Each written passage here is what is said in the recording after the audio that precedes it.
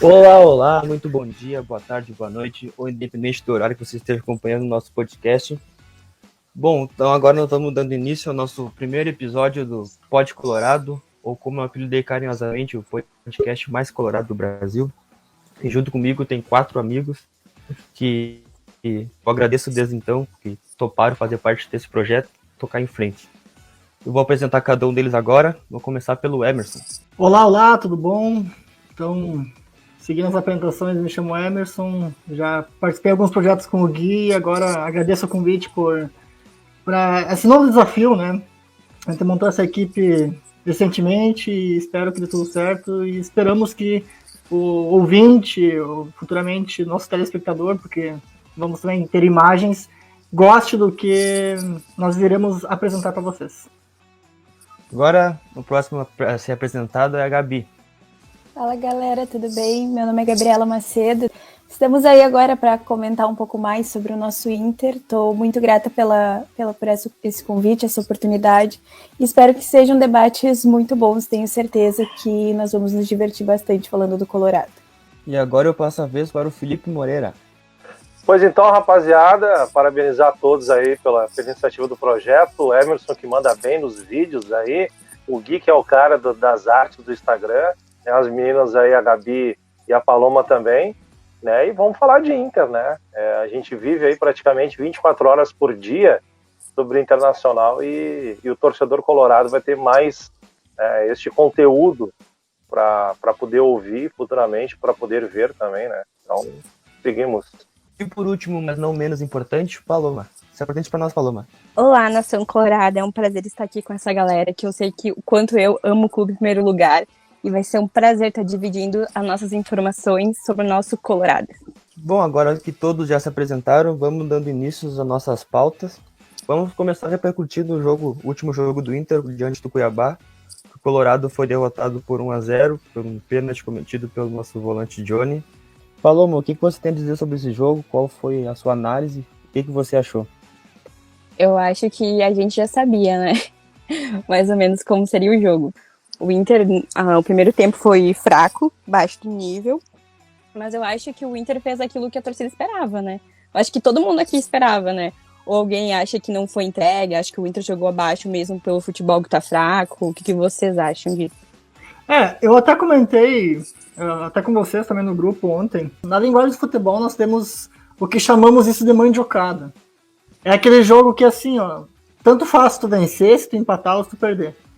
Existe possivelmente até alguma conversa de A e B, né? Nunca o Diego Aguirre vai chegar e vai pedir para os seus jogadores, olha, vocês vão entregar o jogo hoje. Isso é coisa de vestiário, tá? Isso é coisa de vestiário. E como repercute, na verdade, em toda a imprensa do Sul, né? Só o sendo o país que não acredita nisso, né? É basicamente assim, na minha opinião, é que os jogadores sofreram muito, muito. Os mesmos jogadores que hoje possivelmente estão tirando o pé ou não estão dando o seu máximo, esses mesmos jogadores hoje, eles sofreram, não faz nem meio ano atrás, com o próprio Grêmio fazendo isso numa decisão de campeonato ali, que a tirada de pé deles foi um dos fatores que colaborou com a perda de título do Inter no Brasileirão, né? Então, esses mesmos jogadores colocaram essa meta. Minha opinião é essa. Eles colocaram a meta de rebaixar o Grêmio, independente do que acontecer. Pra mim, eu acho que realmente é isso. Eu sou uma das pessoas que falo da Sul-Americana. Eu não foco muito a Libertadores. Eu acho que o foco do Inter realmente é a Sul-Americana. E até pelo elenco que a gente tem, né? O elenco do Inter realmente é curto.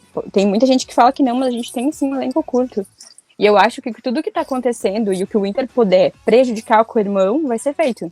Eu concordo também. Eu acho que a gente tem exemplos muito recentes de entregadas do Grêmio desde 2009, 2016, 2020. Todos os momentos que eles puderam aproveitar para nos prejudicar, eles aproveitaram. Então acredito que isso está muito dentro da mente dos jogadores hoje em dia.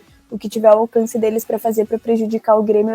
Tanto é que a gente viu a festa que eles fizeram pós-Grenal, é algo que estava entalado na garganta há muito tempo. E eu concordo também com a Paloma, esse quesito de Sul-Americana. Eu acho que o Inter já faz tempo que a gente fala que precisa de uma reestruturação e a gente não consegue reestruturar já ganhando títulos grandes. A gente precisa começar essa reestruturação aos poucos e, de repente, pensar numa Sul-Americana seja mais viável para o elenco que o Inter tem hoje em dia do que ficar com a cabeça na Libertadores. Exatamente, eu também concordo com a Gabi. Eu acho que a gente precisa começar fazendo um time. A gente não tem que focar em algo grande no momento, a gente tem que focar em fazer um time e pensar num título que é mais possível com o elenco que a gente tem. Claro que a gente vai ter mais peças futuramente, o Inter vai andar contratando jogadores que a gente necessita, que a gente anda bem carente em certas posições, né? Então eu acho que tudo que indica, a gente sabe que o que o Inter puder fazer, infelizmente não, né? Porque pra gente é bom, né? Porque o pessoal que não conhece, o pessoal de São Paulo, Rio, aquelas matérias como o Emerson citou, que tem muita gente falando, os caras lá de São Paulo e Rio não conhecem a rivalidade, o tamanho que é. Eles não sabem, eles não convivem aqui. Então eles não têm noção que isso é maior do que qualquer outra coisa. Então tudo que o Inter puder fazer, o Inter vai fazer. Não, levantando, seguindo esse ponto da Paloma, eu uso como exemplo o próprio jogo de ontem, né, do Palmeiras e São Paulo. Quando que, independente, poderia estar o Grêmio numa final da Libertadores ou o Inter na final da Libertadores, jamais iria botar os reservas num clássico. Ontem o Palmeiras fez isso, colocou as reservas num clássico, sendo que poderia ser um clássico que poderia encaminhar o rebaixamento do São Paulo. Exatamente. Então lá não existe essa rivalidade que nós temos aqui. A nossa é muito maior. Aqui o caminho foi ao contrário, aqui o Inter se preparou 3 jogos antes do Grenal, já estava pensando no Grenal. Justamente por essa situação. É uma rivalidade que... E não nasceu ontem, tá? Essa rivalidade, desde que eu sou torcedor, existe. Desde 1909 existe essa rivalidade. Cara, a gente não jogou nada. A gente não jogou nada, absolutamente nada. Só que a gente teve um erro de escalação do Diego Aguirre que a gente tem que comentar aqui. Ele acabou escalando o mercado numa posição que não é a dele, né? O mercado veio para ser lateral direito. Tudo bem, já atuou daquela forma. Mas ele mexe na estrutura de uma dupla de zaga, né, que já está consolidada. Pô, deixa o Bruno Mendes na direita, bota o Kaique Rocha para atuar no lugar do Cuesta, né, não mexe numa linha defensiva que estava vindo bem. Né, a gente teve a questão do Palácios também, mas aí tem um outro porém, não tinha quem ajudasse e municiasse o Palácio lá na frente. Ele jogou praticamente sozinho, né? Então, cara, é muito complicado a gente fazer uma análise de um time que se preparou para um Grenal, né? E mentalmente, para eles, o campeonato foi esse, né? A gente teve um jogo de superação que foi diante do Atlético Paranaense, que foi um jogo muito bom, onde o Palácios veio muito bem, o time do Inter ajeitadinho, certinho. Porém, a gente teve problema também, né, do lado esquerdo, lá com o Moisés, que acabou tomando um drible. Eu vi o lance uns 2 dias depois e percebi que o Terans fez falta em cima do Moisés, mas isso não vem ao caso porque a gente ganhou o jogo. Né? Mas a gente vê também que existe, dentro desses parâmetros que eu trouxe, de Inter jogar mal, de Inter jogar bem, que independente do resultado e da postura do Inter em campo, a gente sempre vai ter um erro de arbitragem. E na minha opinião, não foi pênalti do Johnny, na minha opinião. Porque ele não faz o lance de bloqueio, ele não abre o braço, ele recolhe o braço. É justamente ao contrário do que o árbitro deu, do que o VAR confirmou e que a comentarista de arbitragem comentou. Mas isso não vem ao caso porque já passou. Né? Mas comentando sobre a Libertadores, e eu vou me estender um pouco, o pessoal vai muito pela grife do que se tornou a Libertadores. O Internacional, pelo elenco que tem, pelo dinheiro que não tem, o Internacional tem que começar a pensar em jogar pelos atalhos. E é justamente a Sul-Americana seria uma maneira do Internacional conseguir fazer um time razoavelmente bom para poder jogar a Sul-Americana. Eu penso dessa forma. Colaborando com o Felipe, eu concordo que a Sul-Americana é um bom caminho para o Inter. E não é de hoje, não é um discurso de última hora que eu estou colocando isso. Quem me conhece sabe, eu até brinquei com o Gui já no início do ano. Eu falei o Inter ia brigar pelo 7º, 8º lugar heróico. Qualquer coisa acima disso, eu acho que está fora da normalidade, qualquer coisa abaixo também. Então, olhando os finalistas sul-americanos agora, que vai ter o jogo amanhã, para quem está ouvindo o programa na sexta-feira, ou enfim, esse sábado, né? Visivelmente o Inter poderia estar lá. O Inter é um time que poderia estar naquela final, né? E aí vai aquela questão, né? Nós tínhamos um grupo fácil da Libertadores esse ano, e aí nós quase ficamos em terceiro. Daí, será que não valeria a pena ter ido para terceiro e ido para a Sul-Americana? Porque realmente era uma possibilidade que poderia ter acontecido e não aconteceu, né? Mas o Inter tem que botar no papel o que ele precisa. Ele quer arrecadar dinheiro, ou ele quer título, ou ele quer os dois. Porque se ele quiser só dinheiro e não quiser título, a Libertadores é o caminho. O time que chega nas oitavas de final da Libertadores, hoje a premiação é quase equivalente ao finalista da Sul-Americana. Então a Sul-Americana teria que chegar na final para ganhar a mesma grana que quem ganha nas oitavas. Porém, ao mesmo tempo, tu tá longe de um título, né? Pra tu chegar ao Mas, título... Emerson, na tabela do Campeonato Brasileiro, o Internacional hoje é 7º, né? O Internacional ganharia da CBF 24 milhões por ser 7º lugar do Brasileiro. Não é um valor tão ruim, né? Não é? Mas é como é como tu trouxe muito bem. É uma questão debatível. Lógico que o Internacional não vai botar nos microfones, né, que o Inter quer jogar Libertadores, né? Entendeu? Não quer jogar, aliás, e jogar Sul-Americana. Isso não vai vir a público. Mas, de fato, depois do Grenal, o campeonato do Inter é se manter nessas posições aí. A questão financeira, então, é justamente isso. Se o Inter quer dinheiro, a Libertadores é o caminho, porque a Sul-Americana não dá tanta grana. Ela é 1/3 do valor, mais ou menos. Então, para ter o equivalente, assim, teria que chegar à final e possivelmente ser campeão, né? Por exemplo, eu sei que a premiação das quartas de final da Libertadores é a mesma premiação que o ganhador da Sul-Americana ganha. Então, é muita grande diferença. Porém, nós estamos numa seca de título. Então, é um caminho para sair da fila. E aí é outro ponto que eu acho até mais importante hoje do que o papo dinheiro. Mas assim, Emerson, só pra completar o que a gente tá falando aqui de Libertadores Sul-Americana. Eu acho que o Inter devia visar a Sul-Americana não pelo fato de dinheiro, mas do fato de começar a criar coisas novas, a criar um projeto. Porque pro Inter ir bem e começar a pensar lá pra frente, o Inter tem que ter um projeto pronto pra ser algo melhor. Porque assim, gente, a gente vai, chega. Pro torcedor também é ruim criar esperanças. Porque, querendo ou não, a gente sabe que a gente não tem um elenco competitivo a nível dos outros que são ali Flamengo, Atlético Mineiro, Palmeiras. Então, a gente tem sempre aquela agonia de agora a gente vai. Isso também é ruim pro torcedor. Então, eu preferia estar ali numa Sul-Americana disputando, que é algo mais fácil, mesmo não ganhando muito dinheiro, mas começando a planejar para lá em 2023 a gente ter um elenco melhor e disputar mais ou menos no parâmetro. Eu acharia melhor, sabe? É justamente o que eu comentei, né? Pra sair da fila. É uma escolha pra sair da fila, né? Bom, pessoal, e agora falando um pouco sobre a liberação da capacidade nos estádios aqui no Rio Grande do Sul. O que vocês têm a falar sobre isso? Vocês acham que já contra o Flamengo vai casa cheia? Cara, eu tenho uma opinião que veio muito tardia essa liberação. Já podia ter vindo no Grenal, porque nada mudou no Rio Grande do Sul, né? De 2 semanas para cá. Acho que a gente poderia ter tido um público muito maior no Grenal. Eu acho que foi um erro, né, do governo estadual aí, junto com a Federação Gaúcha, porque a gente já está tendo...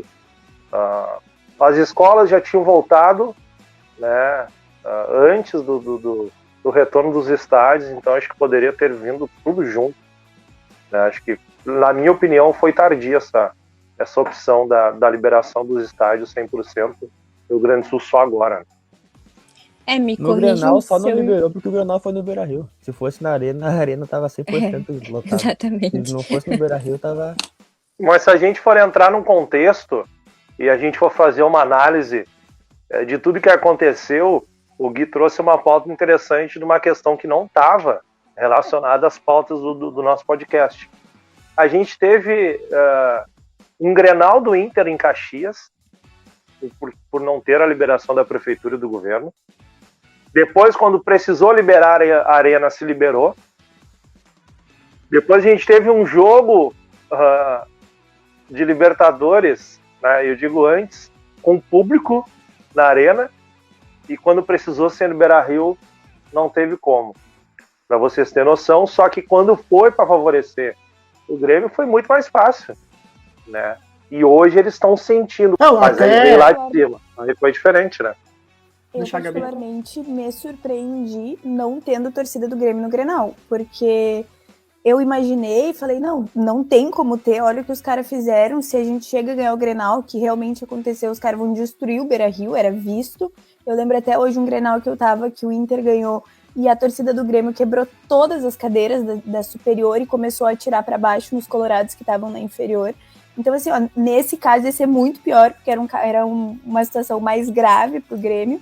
E eu pensei, não vai acontecer, vai ter torcida do Grêmio, infelizmente. E no fim, graças a Deus, acabou não tendo. Mas assim, foi porque foi o STJD, realmente, porque se dependesse do governo estadual, nunca que isso teria acontecido. Sempre que teve uma situação polêmica entre Inter e Grêmio, curiosamente, sempre o Inter foi prejudicado, tá? Isso não é de ontem, isso é desde 2011 lá, que tinha um jogo, se não me engano, em Cidreira, e aí tiraram o mando do Inter pra botar o jogo em Cidreira.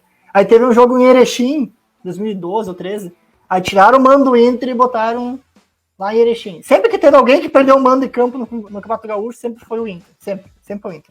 O Grêmio nunca perdeu o mando de campo, sempre teve.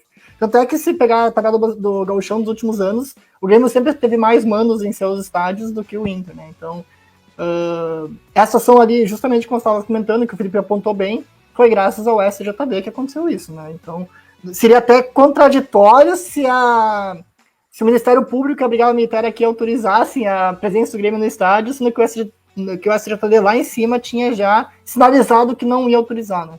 Então eles foram por um caminho direcionado porque não tinha muita escolha, né? E agora então, vou falar um assunto aqui que acho que só eu sou a favor aqui na bancada. Felipe Melo. Ah, meu capitão. Filipinho. O que vocês têm a dizer sobre o Felipe Melo? Sobre a possível contratação dele? O que vocês acham? A Padre Cacique tá no outro lado da rua, tá? Tá, eu particularmente, eu sou suspeita pra falar, a minha opinião às vezes, enfim. Mas eu gosto do Felipe Melo. Acho que independente da idade, ele ainda joga muita bola. Na final da Copa do Brasil, ele mandou no meio de campo, ele fez e desfez o que ele quis lá. Eu gosto muito da raça dele, eu acho que é um estilo de jogador que a gente tá precisando dentro do elenco do Inter, porque a gente vê time ser campeão por 2 motivos. Ou é porque tem um elenco bom, porque tem dinheiro para fazer contratação boa, ou é porque tem um elenco raçudo. E o Inter não tem nenhum dos dois hoje em dia. O Inter não tem um elenco raçudo e o Inter não tem dinheiro para fazer contratação como a gente já comentou, Galo, Flamengo, Palmeiras e por aí vai. Então eu acredito que o Felipe Melo seria uma peça a agregar muito em questão de técnica, porque ele é um baita volante, e em questão de raça, que é uma coisa que a gente precisa colocar nesse elenco do Inter, a sede por título. Eu acho que o Inter já está muito conformado, há muito tempo não ganha um título de expressão, então os jogadores já estão numa zona de conforto, que tá tudo bem brigar para ir para a Libertadores, chegar nas oitavas da Libertadores, ganhar uma graninha e deu, e eu acho que o Felipe Melo seria o cara que lá dentro do vestiário teria muita força para botar a raça dentro desse time. Claro, eu acho que tem que ter coisas a considerar, não tem como Aí, ele vir eu não tô ganhando. sozinho nessa, muito bom, Gabi, muito bom, é isso aí. Não tem como ele vir ganhando o que ele ganha no Palmeiras, o Inter não tem tanto dinheiro, mas eu acho que vale a pena fazer um esforcinho para trazer ele. Eu vou questionar uma coisa que não sou contra a vinda dele, mas claro, com um salário reduzido, um contrato onde que ele demonstra produtividade no time, contrato bacana, de 1 ano. Só que assim, visando uma possível volta do D'Alessandro, tá? Tudo bem, não vou misturar os assuntos, mas só para vocês verem o que eu tô pensando. Se o D'Alessandro chega a voltar, tudo bem que foi falado em 6 meses, né? E o Felipe Melo no time, os dois com características de mandar em campo parecida, vocês acham que daria bom? Eu discordo, sabe? Eu já entrei no assunto, eu discordo. A questão da liderança, acho que não seria problema. Muito pelo contrário, a solução. O D'Alessandro, o melhor da liderança dele foi quando ele estava acompanhado de outros líderes em campo também, né? O problema não é esse. Meu problema, minha preocupação é... Agora vou separar o D'Alessandro e separar o Felipe Melo. Eu acho que qualquer um dos dois que vier, e se vier os dois é um problema duplo, é que eles são possíveis Maicons. Olha pro Maicon, nos últimos 2 anos do Grêmio. Mais jogo fora do que dentro. O Felipe Melo, olha os números dele. Eu sou fã da bola quando ele joga futebol de alto nível. Só que olha os números dele. Num campeonato ali que tem 65... Num ano que tem 65 jogos em média. E aí os valores que estão falando são valores que eu não acho condizente para um cara de 38 anos que metade dos jogos não vai estar presente. Eu concordo que pela liderança seria um nome espetacular. Até... Se fosse ano passado ou 1 ano e meio atrás essa contratação, eu ia aplaudir de pé. Porque eu acho que o Inter precisava de uma liderança dessas. Até o brinco, o Edenilson, coitado, carregou um monte de pangaré nas costas. Né? O Edenilson carregou os pangaré. Carregou mais animais do que Noé carregou na arca, né? Porque É incrível isso, é incrível o que o Inter vem sofrendo com falta de liderança e falta de bons jogadores, que acompanhem os poucos bons que nós temos. Só que hoje eu acho que o Felipe Melo ele vem para agregar alguns jogos, mas em custo-benefício, que é uma palavra-chave na hora de contratar e fazer escolhas, para mim minha opinião não é favorável. Mas aí a gente tem o ônus e o bônus, né? A gente vai ter um jogador que ainda tem a vitalidade para atuar no futebol brasileiro. A gente vai ter liderança que a gente acabou perdendo, digamos assim, com a saída do D'Alessandro, mesmo que eu tenha a visão de que ele, depois de 2015, ele não agregou mais o suficiente para que fizesse um vestiário trabalhar em prol do clube, né? Só que o que se cogita aí, os salários e o tempo de contrato, eu estou totalmente contra a vinda do Felipe Melo, ainda mais por ter, de repente, um D'Alessandro junto, que eu já acho burrada. E nada contra quem é fã, nada contra quem gosta do D'Alessandro, mas eu acho que assim, ó, já teve o tempo dele, já passou no Internacional, um jogo de despedida no final do ano tá ótimo, não tem por que 6 meses. Eu tenho uma opinião que eu não vou colocar aqui no podcast, quem sabe uma outra oportunidade a gente possa conversar sobre isso, mas se é para trazer Felipe Melo, não traz D'Alessandro. Se é para trazer D'Alessandro, não traz Felipe Melo.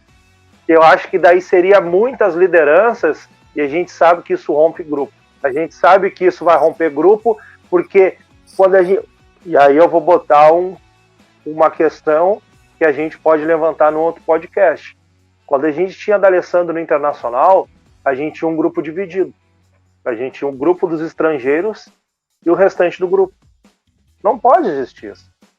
Não pode. Entendeu? Foi por isso que eu questionei, então, entendeu?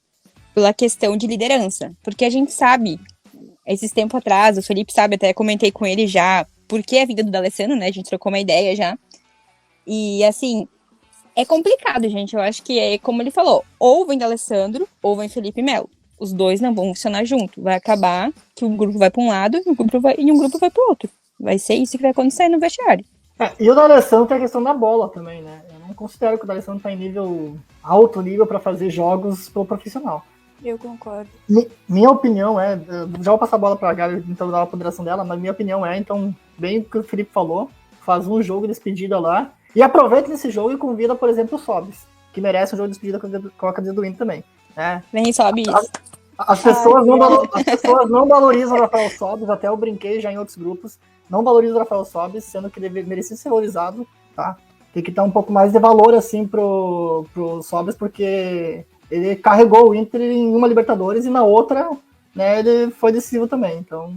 Eu concordo, assim, falando do Sobis, eu fiquei chateada da maneira como ele saiu do Inter. Não foi ele ter saído, porque eu concordo que o Sobis já é ex-jogador, tanto é que agora se aposentou. Quando ele saiu do Inter, ele também já não estava mais jogando muito bem, já está pesado, enfim. Mas ele não foi valorizado o suficiente nem pela diretoria do Inter e nem pela torcida do Inter. Então acho que seria muito bom ele poder voltar para fazer um jogo de despedida com o D'Alessandro, e acho que é bem isso, seria suficiente. Não tem para que o D'Alessandro ficar 6 meses, até porque eu acho que em campo, tirando a questão cobrar faltas, ele não agrega tanto mais o D'Alessandro, no meu ver. Eu acho que seria mais questão de liderança e não sei o quão necessário é nesse momento, porque eu acredito que o Tyson está se tornando uma liderança dentro do Inter e uma liderança importante. Então, acho que essa questão vem, faz o jogo de despedida e deu. E se tiver que escolher entre um dos dois, vem D'Alessandro ou vem Felipe Melo, eu particularmente preferiria o Felipe Melo. E eu posso ser crucificada pela torcida colorada nesse momento por dizer isso, mas acho que ele agregaria mais ao nosso futebol nesse momento. Nós estamos olhando na bola, né? Na bola, hoje, o Felipe Melo é mais jogador que o D'Alessandro. Isso não existe. E o Inter precisa mais de um Felipe Melo do que um D'Alessandro, né? Desse ponto de vista também. E a questão do Sobis, sim, complementando o que a Gabi falou, considero que o Sobis ele saiu de uma forma muito errada, foi pelas portas dos fundos, né? Ele acabou o contrato dele no dia 31 de dezembro de 2019, e no dia 1º de janeiro de 2020, daí, era depois do meio-dia, me lembro, ele lançou no Twitter dele e no Facebook, no Instagram dele, ele lançou na época um stories lá, tipo, agradecendo a terceira passagem do Inter, e, enfim, o clube do coração dele e o E aí deu questão de meia hora, 1 hora depois, o Inter lançou um vídeo agradecendo o Sobis. Ou seja, o vídeo estava pronto e o Sobis... Ninguém comunicou pro Sobis, ó Sobis, valeu, obrigado por tudo, não vamos renovar contigo. Não foi assim, o Sobis não foi comunicado. E aí eu coloco um erro da gestão passada e também é um pequeno erro. Não vou botar a culpa grande, mas o Alessandro Barcelos já era vice-futebol e ali foi um erro de condução da forma que o Rafael Sobis saiu. Então eu considero que a chance de redenção do Inter como clube, de alguns dirigentes e da própria torcida, seria fazer uma despedida com o Sobis. Nem que for só no meio de um jogo, não precisa nem jogar. Vai no meio do jogo lá, no intervalo, caminha no gramado, recebe a plaquinha, levanta o bandeirão, corre com o bandeirão, né, e faz aquela festinha, e deu. É suficiente, sabe? É suficiente. Mas, Emerson, a gente tem uma questão também fundamental, né, que é a questão do clube não ter dinheiro, né? E a gente sabe que isso é uma coisa que foi colocada. E a gente viu um Alessandro Barcelos sendo sincero, né, com o torcedor e com o seu eleitor, né? Então, cara, se é para te pagar 500 mil por um Felipe Melo com 39 anos, garimpa o mercado, tu vai encontrar jogadores novos, muito mais baratos. O Internacional tem aí o Grossi, que é um cara que conhece muito, né, o território sul-americano, é um cara que trabalhou no River Plate, o River teve aquela punição que não pôde fazer contratação, utilizou só a sua base, veio da Série B, do Campeonato Argentino, conquistou a Libertadores. Então o Internacional tem a faca e o queijo na mão para não ficar... Cara, mesmo que a gente diga assim, o Felipe Melo é um cara que ganhou tudo já no futebol brasileiro, já jogou fora, é um cara que de seleção brasileira, mas aonde que está escrito que ele vai dar certo aqui? Entendeu? Onde é que está escrito? Não tem. Então, se a gente for fazer uma análise criteriosa do que o Inter precisa ou não contratar, eu não vejo com bons olhos e não vejo que o Inter necessite hoje, eu digo hoje, de um Felipe Melo de 600 mil reais por mês. Eu concordo, te dou razão. Hoje já se cogitou Alexandre Pato, hoje já se cogitou Luiz Adriano. Então, cara, a gente vai viver num looping. Cara, e eu digo assim, a torcida do Internacional também não se ajuda. Porque da mesma forma, de um lado, tá o Anjo aqui, entendendo que o clube não tem o dinheiro, o diabinho tá no ouvido pedindo pro Inter trazer Luiz Adriano e Alexandre Pato. Tá, e Perdigão e Fabiano Heller não. Não, aí traz vê se o Figueiredo não quer fazer um contratinho de 3 meses, né? Eu até brinquei, acho que foi até com o Gui que eu brinquei. Eu falei, não, se for pela técnica e a liderança do Felipe Melo, tem o Falcão, né? O Falcão é o volante com mais técnica da história do futebol brasileiro. Exatamente. O Wellington Monteiro treina todos os dias, ele posta nos status do WhatsApp. Quem sabe ele não fecha o contratinho assim começo. O Wellington Monteiro, inclusive, fazendo já o gancho, vai participar desse programa aqui, tá? Não vamos dizer quando, mas ele vai participar do programa. Olha aí. O Yarley também. Que momento, hein? Eu ia comentar que é brabo que eu vi Colorado falando, se fosse o Pato de antigamente, eu queria nunca que vai ser o Pato de antigamente, gente. O Pato não quer mais jogar futebol. O Pato é jogador, só não se aposentou porque tem tudo pra se aposentar, né? Ele não joga mais bola. E os caras querem ele. O Pato é representante da Jequiti. O sogro dele. Mas tu sabe quanto é que é o salário? A mulher tem o dinheiro, tem tudo, ele não quer mais saber do futebol. Sabe quanto é que é o salário do Pato? Sabe quanto é que o Pato ganha? 120 mil reais. Já fazendo a conversão. Se ele vier pro futebol brasileiro, cara, sem sombra de dúvidas, se ele vier pro futebol brasileiro, ele vai ganhar mais de 300 mil. Existe essa relação assim que aqui paga mais do que mereceria pagar.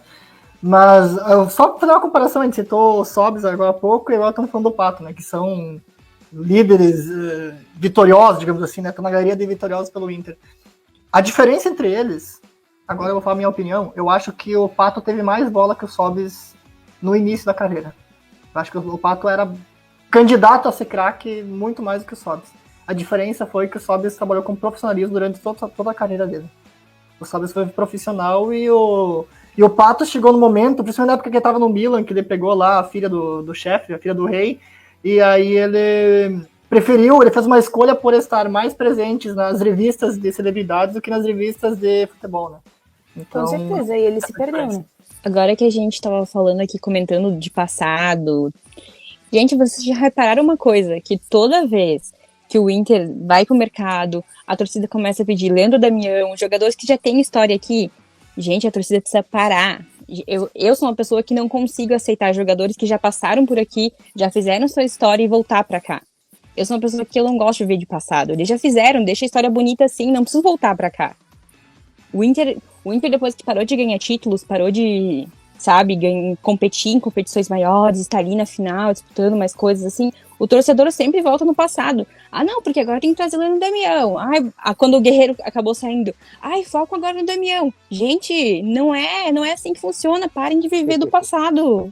Eu sou uma pessoa que sou totalmente contra. E tem outra questão, né? Se a gente for pegar e colocar na balança todos esses jogadores que a torcida pedem repatriar, né, como a gente fala, então traz o Felipe Melo, né, que é um cara que nunca jogou aqui. Não, mas aí, por isso que eu digo, é uma faca de dois gumes, porque vira e mexe é Damião, vira e mexe é Luiz Adriano, vira e mexe agora é o Ricardo Goulart, que só jogou bola uma temporada, né, no Brasil, e a gente não sabe como é que é o futebol dele. É um cara que tem muitas lesões, ele veio pro Palmeiras e ele se lesionou treinando, entendeu? Então, eu acho que... Só que é o seguinte, a gente tem... E não querendo puxar o saco, né?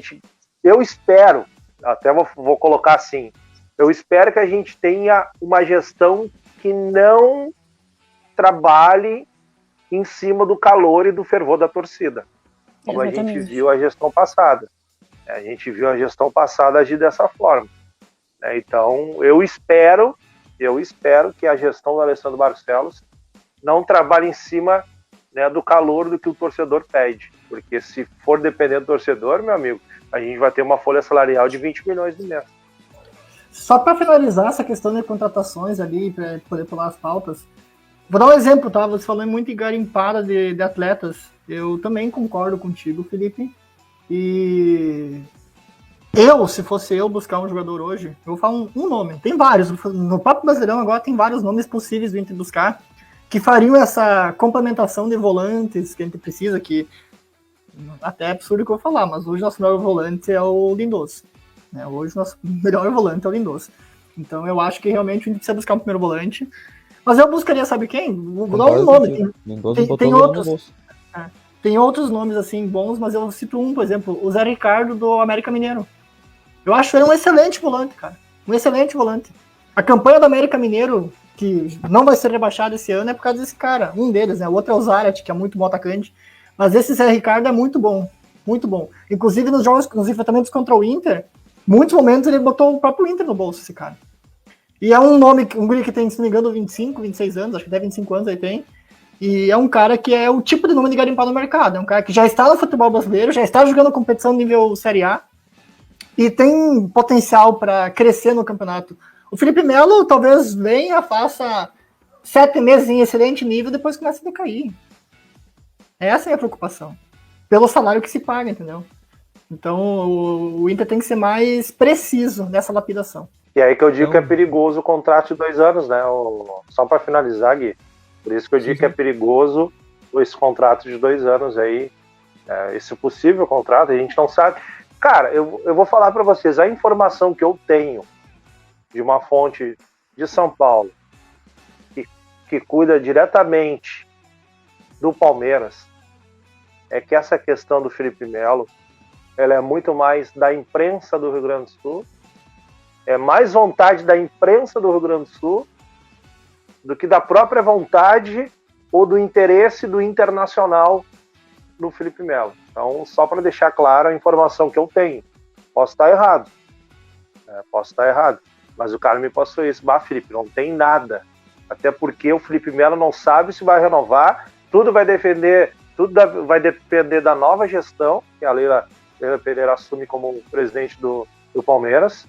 né? Então tem muita água para rolar por debaixo da ponte antes da gente dizer e cravar que a direção do Internacional fez proposta ou já está conversando com o empresário do Felipe Melo. E agora, então, prosseguindo com a próxima pauta, o Inter está encaminhando a compra de Matheus Cadorini.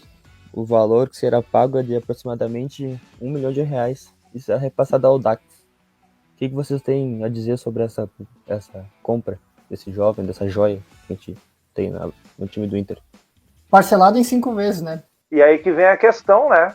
O Internacional está dando um tiro certo numa posição que a gente precisa. Porque a gente não sabe o futuro do Yuri Alberto no Internacional. A gente acabou perdendo o Galhardo, a gente perdeu o Paulo Guerreiro, perdeu é modo de dizer, né? A gente já tinha perdido ele há muito tempo já. Então o Internacional dá o tiro certo, um jogador novo, um cara que tem posicionamento de área, e a gente já conseguiu ver isso em poucos jogos que ele atuou como profissional, né, do Internacional. E R$1 milhão é nada. Para o futebol brasileiro, para um jogador do estilo dele, né, com as qualidades e as características que eu já citei aqui, R$1 milhão parcelado em 10 vezes, meu amigo, sai na urina, né, como a gente diz no ditado. É o salário que o Inter não precisou pagar para o Guerreiro em dezembro. Exatamente. Só completar aqui, esse valor vai ser pago por 70% dos direitos do atleta. Então, futuramente pode trazer um bom dinheiro para o Inter. Até ele entrar em campo, antes de ele entrar em campo nesse último jogo contra o Cuiabá, ele tinha uma média de a cada 27 minutos ele tinha um gol. Então agora ele jogou mais um tempo, essa média tem subido, sei lá, para 35 minutos. O cara tem um gol a cada 40 minutos, digamos, cada tempo o cara tem um gol. A média dele é muito boa, muito boa. Ele tem uma média muito boa. Então, é um jogador que eu acho que é uma aposta, mas uma aposta quase que certeira, assim. Ele já deu demonstrativos, tanto em sub-20 quanto em futebol profissional, que ele é um atleta que valeria o investimento. Só que ao contrário do que se vinha noticiando, até gerou uma expectativa umas semanas atrás que o Inter talvez não ia pagar, enfim. Segundo o próprio Audax, a informação do pessoal da revista, eles trouxeram junto com outros colegas também, o Inter já estava há mais tempo sinalizando que ia contratar. Agora apenas foi lá e levou o contrato, nós vamos pagar. Mas o Inter já tinha informado o Audax faz mais de um mês atrás que o Inter ia pagar esse jogador, né? Então não... Era o torcedor que estava assustado, mas na verdade o Inter já estava se preparando para contratar esse jogador. É um cara que tem posicionamento de área, né? Então a gente já viu até no próprio jogo de ontem, né? Em 2 oportunidades dele ali, uma ele chutou, outra ele cabeceou pro gol. Aproveitando e falando também essa questão da contratação do Cadorini, não está na pauta, mas é bom levantar porque a informação que saiu hoje durante o dia é que ontem, pós-jogo, o Alessandro Barcelos marcou uma reunião com o Elusmar Maggi. O Inter vai buscar investidores para o ano que vem. E isso dá sinalizações que o Inter vai fazer grandes contratações. É sinalização, por causa que se tem conversa, alguma coisa foi discutido, né? Então... Imagina, tio Sonda e tio Maggi, hein? Que momento. O Sonda eu acho meio difícil pela questão política hoje, né? Eu gostaria que tivesse, mas hoje o Sonda ele tá numa ala política diferente, né? Ele tá no outro grupo de político. Não, sim, mas não deixa de ser colorado, né? Sim. Mas é isso aí. Mas seria Gabi, bacana, o Internacional precisa, né? Tem alguma coisa a dizer sobre a compra do Cadorini? Não, eu concordo com o que falaram, acho que é isso, acho que é uma ótima compra. Eu tava bem ansiosa assim para que saísse a confirmação, o Inter vai comprar. Eu imaginei que o Inter não iria deixar passar essa oportunidade, porque enfim, como o Felipe falou, R$1 milhão é troco nesse mundo de futebol hoje em dia, então acho que promete muito o futuro dele no Inter. E até uma questão também, né, falando em compras, o Internacional tem o empréstimo do Bruno Mendes até o final de junho, né? E esse mês já estavam cogitando aí uma possível compra do Bruno Mendes com dinheiro que viria da compra do Thiago Galhardo pelo Celta de Vigo, sendo que o Thiago Galhardo tem o empréstimo dele também no final de junho do ano que vem. Então, para a gente ter uma noção, né?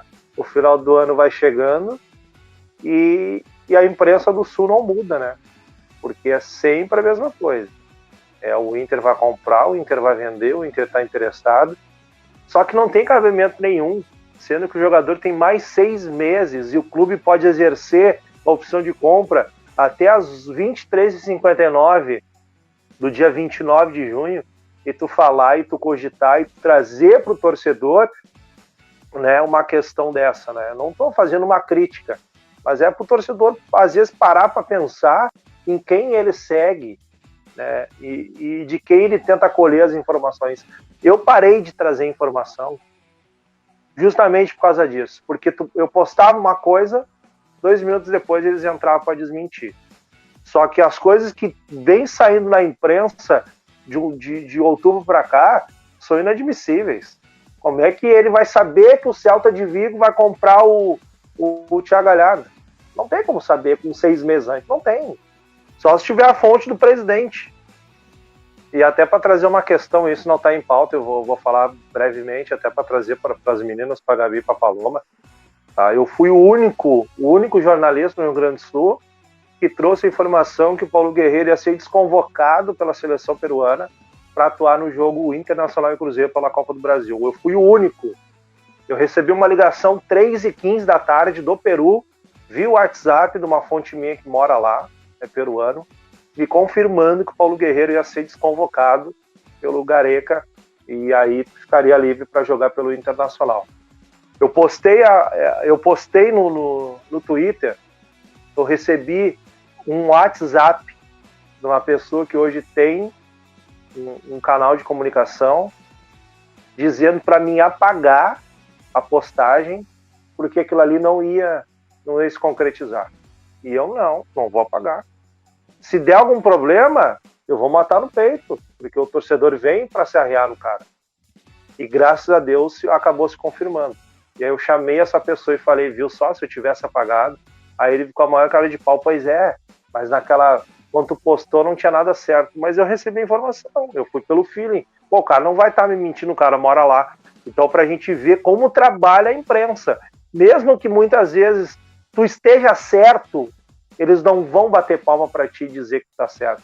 Eles vão tentar uma informação, eles podem falar com 5 pessoas. Se 4 confirmaram e uma negou, eles vão, para te contradizer, eles vão botar a informação negativa a respeito do que tu postou. Colaborando com essa experiência ali, até hoje o assunto foi o Pato, até eu levantei no grupo antes. Cara, a maior barrigada histórica de toda a imprensa do Rio Grande do Sul foi o Alexandre Pato, né, em 2020, ano passado, depois da lesão do Guerreiro. Só que, claro que aqui não podemos revelar fontes nenhumas e nem como começou a história, mas basicamente uma pessoa influente do clube, muito influente do clube, deu a garantia da contratação, que estava com o contrato redigido. Aí eu ia dizer uma coisa aqui. Não, é melhor não dizer, né? Esse tipo de coisa é melhor, melhor manter a descrição e manter a seriedade, até por respeito aos colegas também. Mas o bom foi o áudio, né, o Everson? Não, o pessoal ouviu. Eu botei o áudio no grupo lá, o pessoal ouviu, né? Não, áudio melhor. Vamos ficar devendo essa informação ali, como é que é esse áudio pra galera, mas em resumo, assim, foi feita uma confirmação de uma pessoa muito influente do clube para um setor de uma imprensa. Essa imprensa foi lá, noticiou, e não deu segundos, cada um com suas fontes, né? Vamos dizer assim, mas curiosamente as fontes publicaram juntas, né? 10 segundos depois saiu um tweet e aí todo mundo tem a informação. E o estado inteiro confirmou. Só que, claro, daí vamos também botar uma observação, né? A pessoa que deu a informação era uma pessoa muito influente do clube. Então foi mais uma recuada de última hora do próprio atleta. Queria mais dinheiro e aí o Inter deu um passo atrás. Vamos ser justos também com isso. Tá? Mas acabou ficando como barrigada, né? Não, foi a maior barrigada histórica do estado, né? Eu considero isso.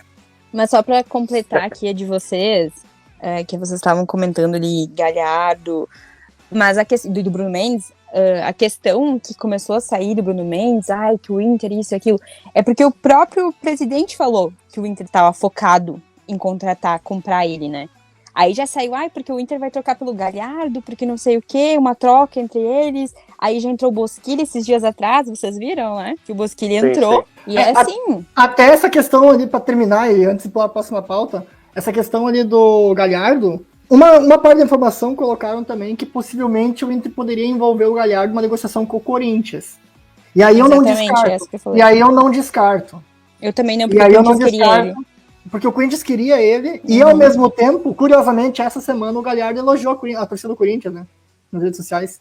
É que o Galhardo, né? Eu não vou falar uma palavra aqui, porque eu tenho uns rolos que deu com o Galhardo, que até uma pessoa que vocês conhecem aí, acho que todo mundo conhece, que tem uma empresa bem grande de mídia, veio me xingar.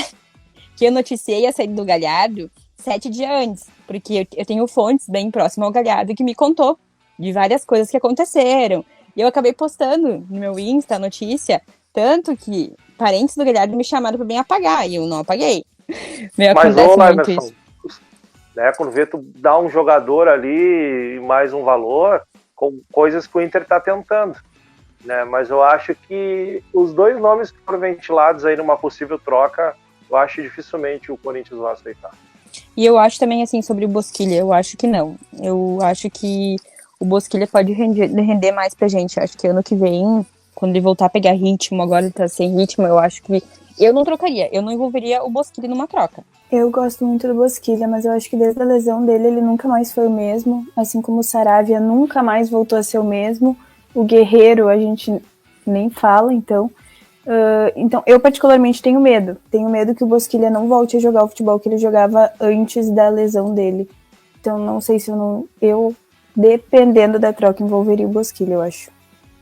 Eu acho que independente do que acontecer, o Bosquilha não fica no Inter 2022. Eu acho que ele não tá mais satisfeito no Inter. Ele tem contrato até 2023? Isso. Tem, né? Pelo que eu tava lembrando.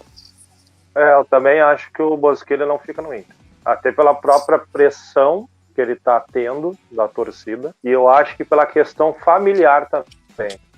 A gente viu que a esposa dele é uma pessoa que estava sendo muito ativa nas redes sociais. E a cada problema que tinha com o Bosquilha, o pessoal misturava as coisas. E eu lá no perfil dela, lá xingar ela, excomungar. Né?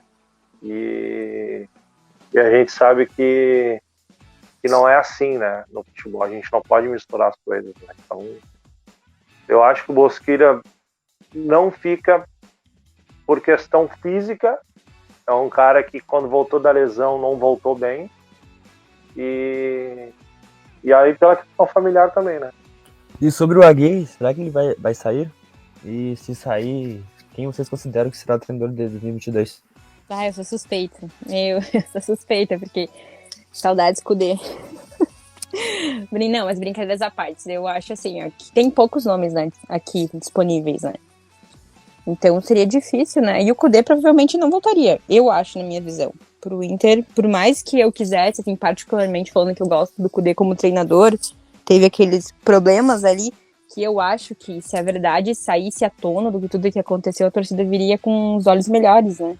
Mas, como tem muita gente que prefere acreditar em coisas que realmente não aconteceram ali, é difícil a vinda dele. Não, Eu tava até pesquisando aqui os horários e dias dos voos de Vigo para Porto Alegre. Tá disponível, sim. Eu ajudo no Pix. Mas eu tenho uma opinião formada e o primeiro erro crasso da atual gestão, na minha opinião, foi ter demitido o Abel Braga. Eu acho que aí a gestão foi na pilha do torcedor. Miguel Ángel Ramírez, porque daí virou pauta de campanha, o Abel Braga já não estava se sentindo bem. O Abel Braga fez um baita campeonato brasileiro. E assim, não vou inocentar ninguém, porque as duas chapas que foram pro segundo turno das eleições do Inter, as duas chapas estavam abraçadas em Miguel Ángel Ramírez. As duas chapas tinham prometido que seria ele o treinador. Na campanha, tá? Eu sei porque eu fiz, na época eu estava na Revista Colorada, eu fiz uma entrevista lá com todos os candidatos, com os 4 candidatos, e as duas chapas colocaram bem claros que o nome deles era Miguel Ángel Ramírez. Agora, feita essa régua ali de justiça, vamos aos fatos, porque o pós-eleição que mudou a vida do Abel Braga, né? Foi a campanha, ela veio depois das eleições. Na época da eleição, ninguém sabia. O Abel tá por cair, por isso que tinha esse pensamento de troca. Só que aí o Abel vai lá e coloca uma sequência de 9 vitórias. Mas aí teve o tempo... Aí que eu acho... Não, e aí eu tenho uma teoria, só para concluir, Felipe. E aí eu acho que nesse momento o Inter perdeu o Brasileirão um pouco por isso. É uma teoria que eu tenho. Porque se o Inter vai durante aquela reta ali, sei lá, no 9º jogo da 9ª vitória, O Inter anuncia no dia seguinte que o Abel Braga é o treinador da temporada 2021. Não vai ser o treinador. Independente do que acontecer, ganhando ou perdendo o Brasileirão, vai ser o Abel Braga. Isso dá um fortalecimento de moral. E eu acho que o Inter se campeão brasileiro. O Inter foi amortecendo, e quanto mais chegava ao fim do contrato, mais amortecia. Né? E aí tem aquela questão, depois do jogo contra o Corinthians, isso é informação, tá? Depois daquele jogo, na frente de toda a direção, o Abel Braga chamou a direção de moleques. Chamou pessoas lá da direção de moleques. Vocês foram moleques comigo. E aí olhou para os jogadores e falou para os jogadores: vocês são heróis. Se fosse por vocês, nós teríamos sido campeão. E aí voltou a olhar para a direção e vocês são moleques. Tá? Isso é informação, todo mundo sabe. Todo mundo que está por dentro dos bastidores sabe que isso aconteceu na verdade. Exatamente. E tu trouxe um questionamento bom, né, para a gente debater. Porque justamente teve o fato dessa melhora gradativa, e foi uma coisa que pegou todo mundo de surpresa na competição, esses 9 jogos de sequência que o Inter teve no campeonato, ter sido depois da escolha do novo presidente. Mas aí faltou malandragem de quem estava ali, né? Porque os caras já estavam fechados com o Miguel de Ramírez, né? Tanto que ele aguardou todo esse período do Inter, porque ele sabia que, dependente da chapa que ganhasse, ele estaria no Internacional. Mas uma questão óbvia, né? Faltou malemolência e malandragem da gestão atual do Internacional em lidar com essa situação do Abel Braga. Porque o Abel Braga não é ninguém um Miguel Ângelo Ramírez que nunca teve uma história no clube e que, não tô feliz, vou mandar embora. Não, cara. O cara deu uma Libertadores, o cara deu um Mundial pra gente. O cara foi o treinador do Grenal do século, Internacional com 1 a menos. O cara deu uma vitória no Grenal de 2020 nunca vista. O Internacional ganhou do Grêmio faltando 5 minutos para terminar o jogo. Faltou um pouco de respeito com a instituição Abel Braga. Se o Aguirre sair, e não é a escolha da direção, a direção não quer que o Aguirre saia, por causa que seria uma mudança de filosofia, possivelmente, porque vai vir outro treinador, vai vir outro pensamento, e novamente vai entrar naquele delay de recolocar esse grupo numa outra forma de jogar. O Felipe levantou a questão do Abel Braga, e bem colocado, porque a temporada 2020 e a temporada 2021 são 2 temporadas distintas, mas ao mesmo tempo não são. Justamente porque a diferença entre o fim do Brasileirão e o primeiro jogo do Campeonato Gaúcho foram 3 dias. Não teve a pré-temporada. Tá, os titulares tiveram 15 dias de descanso, a gente começou lá com os fraldinha, mas de qualquer forma não teve um tempo de parada para recolocar uma filosofia de futebol, e isso prejudicou também o Miguel Ângelo. Mas de qualquer forma ele foi muito mal, né, o desempenho dele. E a direção não quer repetir esse erro. Então, se for por escolha, a direção vai querer o Aguirre. Porém, a gente sabe que o Aguirre, ele é o treinador possível para assumir a seleção do Uruguai. E aí surgem alguns nomes, né? Vocês brincaram com o Kudê, tem o Vojvoda também. A questão do Kudê, eu acho praticamente impossível de voltar para o Brasil. Por que eu digo isso? Porque ele é bem cotado na Espanha. Se ele não ficar no Celta, ele tem outros clubes da Espanha que ele poderia ficar. Ele tem um mercado bom na Europa. E essa semana, se não me engano, ontem, sinalizaram que o Marcelo Gallardo está saindo do River Plate. Possivelmente saia do River Plate no final da temporada. E aí o ficha 1 do River seria o Eduardo Cudê. E ele escolheria o River Plate. Não vamos ser ingênuos em pensar que ele escolheria o Internacional, porque ele ia escolher o River Plate muito em função que ele é ídolo do River como jogador também. Estou aqui chorando nesse momento. Me deixou triste agora. Não, o Kudê é um nome que não tem... E aí eu vou entrar no terceiro ponto, que aí eu vou desanimar com qualquer esperança de Eduardo Kudê. Ele tem uma multa, pelo menos até então era, se não mudou, né? Até ano passado era, no primeiro contrato dele com o Celta. Possivelmente na renovação manteve essa multa. A multa era, então, talvez tenha mudado, mas a multa era de 3 milhões de euros. Se for essa multa ainda, não tem chance nenhuma do Inter pagar uma multa dessa para tirar o Eduardo Cudê. Isso é valor da contratação do reforço. Tá, então, eu tenho Eduardo... essa fala sobre o Kudê treinar o River. Posso falar aqui? Pode. Kudê tem todas as condições para ser treinador do River Plate. Quem disse foi Leonardo Astrada, ex-treinador do River Plate em 2004 e 2009, na ESPN da Argentina. Lá na Argentina estamos debatendo muito que o nome forte seria Eduardo Cudê para para trabalhar no River Plate caso o Marcelo Galhardo saia. Mas eu acho difícil ter o Kudê ir pro River Plate. Eu acho que ele não sai da Europa. Ele tem uma escolha de carreira para ficar na Europa e acho que ele vai ficar lá. E aí tem o Vojvoda, que é o ficha 1 da direção do Inter caso o Aguirre saia. Isso é informação também. O Vojvoda é o ficha 1 da direção do Inter. É o cara que a direção quer. Porém, eu acho que possivelmente vai ser um voto vencido também. Por causa que é o ficha 1 do Palmeiras. A informação do craque Neto é que o Abel Ferreira já anunciou para a direção do Palmeiras que, independente se vencer ou perder a Libertadores, o Abel Ferreira vai sair do Palmeiras. E aí não é informação, ali é achismo, não vai ficar no Brasil. Se ficasse no Brasil, a minha escolha, o meu nome seria Abel Ferreira. Eu acho que ele daria muito certo no Inter. Eu também. Pelo jeito que ele bota as coisas em ordem, sabe? Pelo jeito que ele... admiro ele muito como treinador. Eu queria muito ele no Inter também. Mas acho bem impossível também. Mas assim, ó, agora debatendo sobre o Aguirre. Eu, particularmente falando, eu tenho alguns pontos, assim, do Aguirre que eu não gosto. Eu acho que ele tem medo, às vezes, de mexer. Pra mim, ele atrapalha muito nos guris mais novos, em deixar os guris crescer. Eu acho que ele não utiliza muito os guris. Então, eu não sei. Pra mim, eu não gostaria de ver, que nem tu citou ali, de mudar todo o ambiente, o Inter quer continuar. Mas eu não sei se ele seria... Bom, também se ele ganhasse mais tempo, como ele mesmo falou, que a partir do momento que ele tiver mais tempo pra treinar o Inter, ele vai fazer mudanças diferentes, né? Então, quem sabe, se ele ficar ano que vem, seja diferente, né? Não, eu acho que tem que ter uma ponderação importante, que o Aguirre, ele pegou o Inter numa situação muito complicada. Sim, concordo.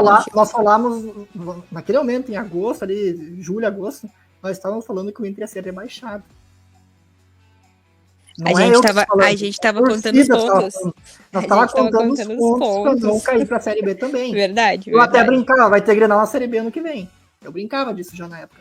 E não era só eu, todo mundo tinha essa preocupação. Então a Aguirre pegou o carro andando, teve que ajeitar o time.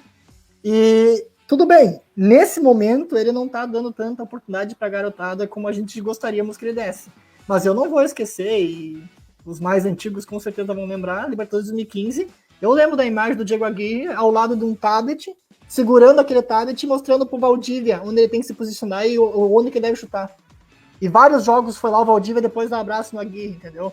Então, o pouco momento de craque do Valdívia foi quando... E do Sacha também no Inter. Os dois. O momento alto desses dois jogadores foi com o Diego Aguirre, entendeu? Então eu considero que o Diego Aguirre ele é um nome bem plausível, assim, para iniciar um trabalho. Eu acho que é um bom trabalho. Até mesmo como ele mesmo acabou citando, né? Ele falou, se eu tiver mais tempo com os guris novos, vai ser diferente, porque no momento eu não tenho tempo. Eu particularmente, eu gosto do Aguirre. Pra mim, era o nome principal que eu queria naquela saída do Miguel. Quando surgiram todos os nomes, eu disse, não, tomara que venha o Aguirre, é quem a gente precisa nesse momento. Mas não acho que ele esteja fazendo um trabalho péssimo, mas não acho que ele está fazendo um trabalho excelente a ponto de fazer campanha para o Aguirre ficar no ano que vem. Porém, eu realmente acho complicado a gente mudar de treinador por livre e espontânea vontade, a não ser, é claro, que o Aguirre vá para a seleção, porque é bem isso que já foi comentado. Então, esse quesito de começar um trabalho do início, e a gente sabe que o vestiário do Inter não é fácil de lidar. Se os caras não gostarem do treinador, eles vão fazer de tudo para derrubarem, assim como fizeram com o Miguel. E aqui eu não estou entrando em mérito se o Miguel foi um péssimo treinador, se foi o vestiário que quis derrubar ele, ou enfim. Mas eu acredito que é bem complicado puxar um outro nome de técnico para o Inter. Eu particularmente gosto do Vojvoda, acho que ele está fazendo um ótimo trabalho no Fortaleza. Só que eu vejo que existem técnicos para times médios e existem técnicos para times grandes. No meu ver, o Rogério Ceni, por exemplo, é um técnico que não dá certo em time grande. O Rogério Ceni é um técnico para time do nível do Fortaleza, que é um time de médio porte. O último campeão brasileiro, hein? Não vamos esquecer aí do Rogério Ceni, atual campeão brasileiro como treinador. Sim, mas ele ganhou o brasileiro com o Flamengo, porque o Flamengo tem um elenco ridículo, de absurdo, de valor. E mesmo assim ganhou por uma mínima diferença do Inter, que tem um elenco, a gente sabe a diferença da folha salarial. Então, assim, o Rogério Ceni poderia ter feito muito mais no Flamengo, poderia estar fazendo muito mais no São Paulo, mas são times grandes e, para mim, ele não é um treinador de time grande. Então, voltando ao Vojvoda, é isso que me preocupa. Eu não sei como ele se sairia num time do tamanho do Inter. Ele está fazendo um bom trabalho no Fortaleza, eu admiro, acho que está sendo muito bom, mas não sei se daria certo no Inter. Então isso me preocupa. Eu acho que pela insegurança, eu preferiria, se possível, continuar com a Aguirre. Só para complementar isso que a Gabi falou do Rogério Ceni, concordo plenamente. Até brinquei ali do último campeonato brasileiro, mas tem um colunista aí que botou, apesar de Cudê, o Inter ali do campeonato, né? Então eu vou fazer, apesar de Rogério Ceni, o Flamengo foi campeão brasileiro, né? Porque Graças à arbitragem brasileira, CBF, que é uma sujeira, mas enfim, né? Não vamos entrar nesse assunto porque eu vou me exaltar aqui. É complicado. Mas o Rogério Ceni mostrou que é colorado, porque ele fez de tudo naquela reta final para dar o título ao Inter, né? A torcida pedia Gabigol e Pedro juntos, e ele falava que não dá para colocar os dois juntos. Era incrível. O Rogério Ceni foi um cavaleiro que quase deu Brasileirão pro Inter. Então agora só pra gente já ir finalizando o primeiro episódio, vamos projetar o próximo jogo do Inter, que é contra o Flamengo, no Beira-Rio, às 21h30. Qual vai ser o resultado e como é que vai ser o jogo? Eu, particularmente, não gosto de dar palpites, porque quem me conhece sabe que eu zico tudo que eu falo, então eu fico quieta. Mas... Por favor, Gabi. Tava bem quietinha quanto a palpite. Não, viu? Eu acho que nós temos que falar. É, brincadeira. Não é uma boa ideia, tô falando sério. Não. Mas aí tu não vai com o coração, vai com a razão, né? Por exemplo, eu vou dar o placar do jogo. 2-1 Flamengo. Pronto, deu o placar do jogo. Ai, Meu placar é 1-1, tá? Eu acho que vai empate esse jogo. O Flamengo vem com o time misto. 3-0 Inter. Nossa! ai, E sim. Denilson. Faltou dizer ao natural, né? Faltou dizer ao natural. Não, aí Espetacular do Flamengo. o que a Paloma falou é verdadeiro. Se o Flamengo vier com o time misto, aí o Inter tem chance de empatar ou vencer o jogo. Eu acho que é empate esse jogo. Se forem os titulares, se eles vierem as ganhas, o Inter tem chance de vencer o jogo. Eu acho que eles vão vir mordido. Eu acho não, eu tenho certeza que eles vão vir mordido por causa dos também. 4-0. Eles não aceitaram aqueles 4-0. Por isso que eu creio que vai ser uma derrota. Eu acho assim, na minha opinião, eu acho que eles vão vir com o time titular, tá? Eu não acho que eles vão poupar, porque assim, depois do jogo do Inter, eles vão ter ali uns 7 dias pra daí jogar o jogo, que eles têm a decisão. Então, pra mim, eles vão vir com o time titular. Mas se vier com o time misto, eu acho um empate. Empate. Eu acho também, acho que o Renato botou time reserva ontem. Exatamente isso. Pra botar os titulares contra a gente. Exatamente. E pra botar os reservas contra o Grêmio. Exatamente, Gabi. Isso aí. Mas acho que assim, acho que vai ser um jogo bom de assistir. Eu até vou no Beira-Rio, graças a Deus, estarei lá assistindo. Porque dos próximos, a gente só tem mais 3 jogos em casa, né? Que é Flamengo, Santos e Atlético Goianiense, se não me engano. Acho que dos próximos 3 talvez seja o melhor de assistir, porque o Inter vai ir com vontade. Ou pelo menos espera-se, né? Porque lembrando que o Flamengo não é concorrente no Z4. Então não tem por que o Inter querer entregar esse jogo. Estamos só lembrando, tá, gente? Não precisa vir com o time em reserva. Pode dar tudo em 5 em campo. Vamos jogar, por favor. Mas acho que vai ser um jogo bom de ver. Eu quero o placar, eu quero sem muro ali, cada um do seu placar. Tá. A Gabi falou e não falou placar. Eu quero o placar na mesa, vamos lá. Gente, se eu falar... Tá, eu vou falar o placar, então. Eu vou falar 2-1 pro Inter. É isso aí. Eu vou printar isso aqui, tá, Gabi? Se a gente perder, a culpa foi minha, me espetacular do perdoe. Flamengo. Vou postar lá no Insta. Obrigado, Gabi. Muito obrigado. Eu acho que vai dar 1-1. 3-0 Inter, Edenilson, Tyson e Roberto. Meu palpite 2-1 Inter. O Inter ganha do Flamengo fácil. Temos aqui mais um. Tá, eu já falei o meu, eu acho que vai ser 2-1 pro Flamengo. O Inter vai jogar bem, mas não vai ser suficiente para ganhar o jogo. Então, já que todos falaram sobre o jogo, deram o placar, mesmo a Gabi não querendo, mas a gente forçou ela a dar o placar dela. Eu vou deixando por aqui o nosso primeiro episódio. Espero que vocês tenham gostado, que acompanhem a gente. E é isso, alguém quer se despedir? Falar alguma última palavra? Quero mais uma vez agradecer o convite, dizer que já nesse primeiro episódio já me diverti um monte. Me estressei um pouquinho lembrando do brasileiro do ano passado, mas isso a gente deixa quieto. Foi bom demais estar aqui com vocês hoje conversando sobre o Inter. Galera, sempre lembrando que os programas serão sempre gravados nas quintas-feiras. Ou, por alguma exceção daí de datas, a gente faz em um outro momento. Mas a princípio ser marcado para quinta-feira da gravação. E a disponibilidade sempre nas sextas-feiras para pegar tanto a rodada que passou quanto a rodada futura.